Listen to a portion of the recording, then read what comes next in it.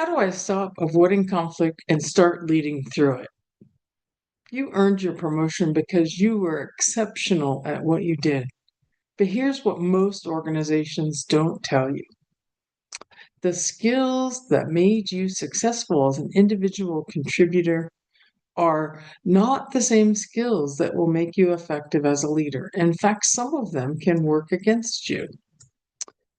Sound familiar? We hear it often. Conflict is good for organizations, but the honest truth is most of us avoid it.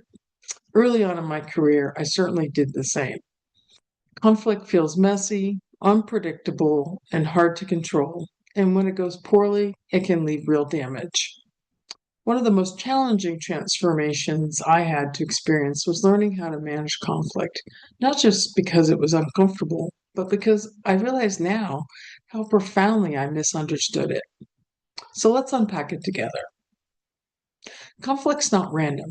It's often perceived as a sign of incompetence, but in reality, conflict surfaces because of unmet relational needs, whether experienced by an individual or within a team. Understanding where conflict comes from is the first step to leading through it well. There are three types every leader should know. Relational conflict.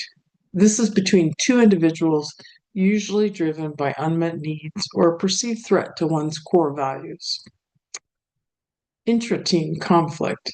This is between members of the same team, often rooted in misalignment around priorities, roles, or team norms. The term ends up competing internally rather than moving collectively towards shared goals. So the team, not the term, ends up not working towards the same endpoint.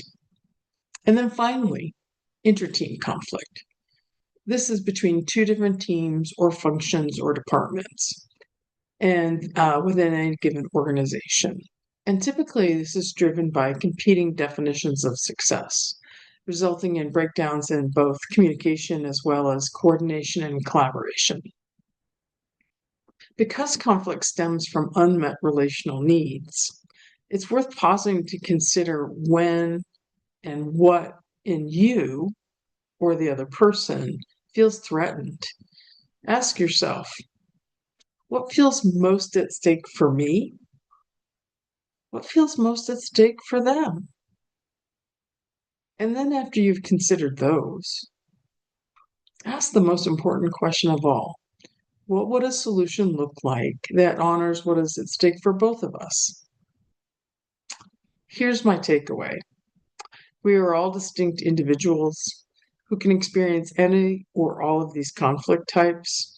What runs through each is relationships. And when leaders choose to value, honor, and invest in those relationships, conflict becomes less of a threat and more of an opportunity for growth.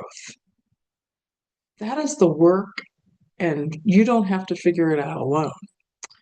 Join us on the Alchemy Espresso YouTube channel, where we will go deeper into how to invest in relationships at work and lead through conflict with confidence, along with many other topics. The link is in the description. I'll see you there.